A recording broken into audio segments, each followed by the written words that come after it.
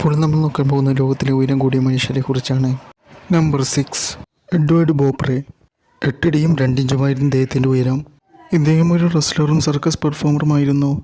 Number 5, വൈനോ milli Rhine. ഫിൻലൻഡുകാരനായ ഇദ്ദേഹത്തിന് 8 അടിയും 3 ഇഞ്ചുമായിരുന്നു ഉയരം.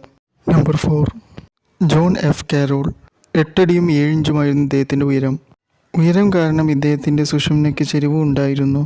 Number 3, John bud Rogan. 8 അടിയും 9 ഇഞ്ചുമായിരുന്നു ഇദ്ദേഹത്തിൻ്റെ ഉയരം.